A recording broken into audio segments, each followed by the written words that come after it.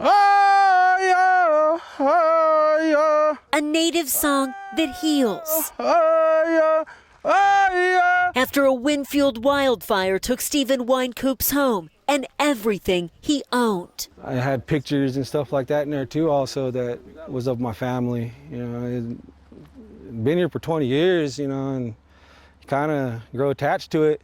Nice little humble home, but it was my home, you know. Now Stephen, forced to start over after a powerful lightning storm started those 5 wildfires on the Colville Reservation. Today, level 3 evacuations in Nez Pelham and surrounding communities that right now have been reduced to level 2. 14 structures burned, 7 were homes. But now there's concern about what's to come. Tomorrow we have a critical fire day to where there's going to be increased winds. And so that's a real issue for us to see. A level 2 incident team arrived to help. Today, fire-injured livestock that had to be euthanized, and people like Stephen lost it all. Hurts my heart to see your house gone. As the sun sets on this difficult moment, Stephen will never forget. He says he'll find hope in a new beginning. It's gonna be a tough haul, but I got this. I could figure it out.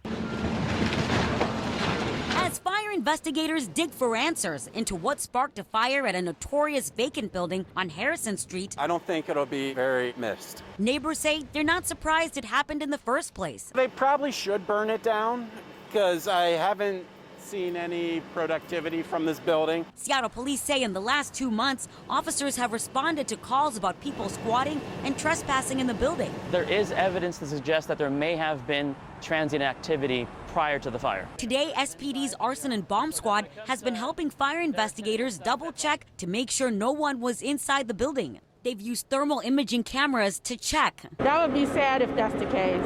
I hope not. But what started the fire isn't known. Getting inside has been a major challenge. At the moment, the cause is undetermined. The primary reason is because it's not safe to enter. From an aerial ladder, firefighters saw that several sections of the second floor had collapsed in the unstable building.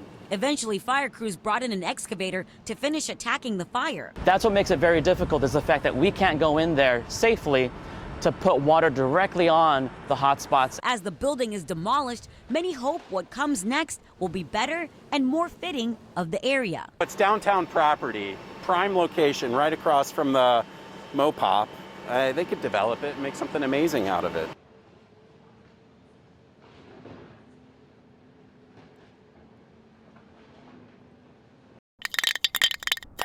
You can't go far in Seattle without seeing graffiti on storefronts, buildings, and on just about anything. It's just everywhere, and it just looks like garbage town. It's a problem local CEO Todd Beasold has been fighting around his business for years, but the pandemic has increased the problem. How many times have you been tagged?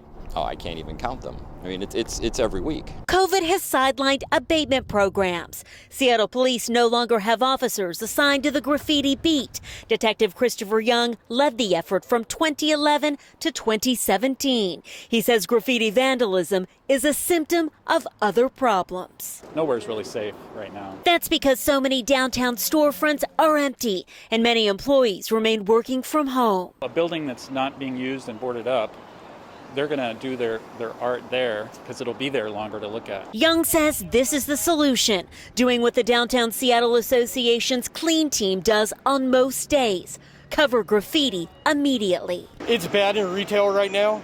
It's gotten worse since everything's closing. DSA says they've cleaned more than 360 tags off 28 private properties just downtown in the last couple of months. But Beasold says more needs to be done than just cleaning up what graffiti vandals have left behind. I think we need to get to the root of the problem of why it's happening in the first place. To solve that problem that's taking the sparkle out of Seattle. I think it'll get a lot better once things get back to normal.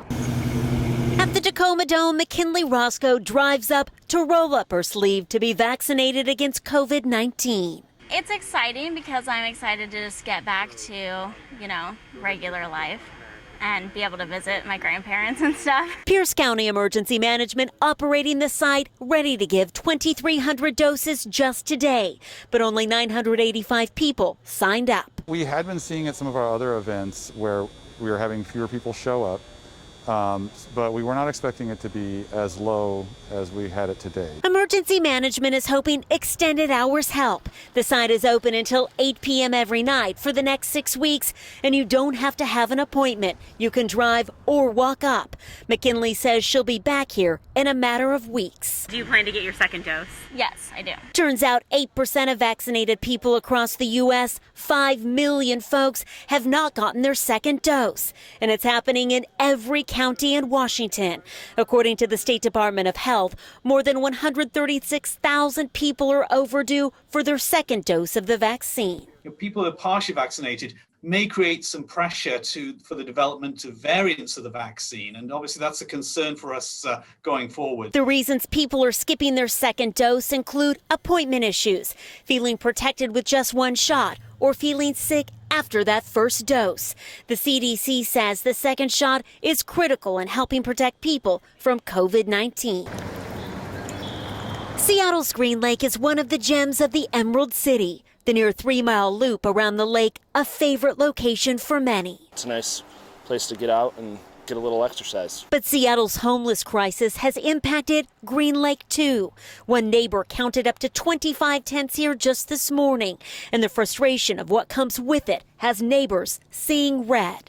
I don't want there to be human feces and needles in the park where my children play. Volunteer group We Heart Seattle picked up these needles and trash about a week ago, not far from the growing RV encampment on the southwest side of the lake that's just steps from the walking path. Seems like more and more keep coming. That's because campers like Jason Lee have 4 RVs parked right here. I was looking on the classifieds, and I found that people are giving away an RV for free, and as long as we can get it running, I'm a mechanic. Lee says he's trying to get an apartment, but it's easy to stay here since the city is not issuing citations for the 72-hour parking limit law. Now that the CDC is saying that COVID is far less of a problem, especially outdoors,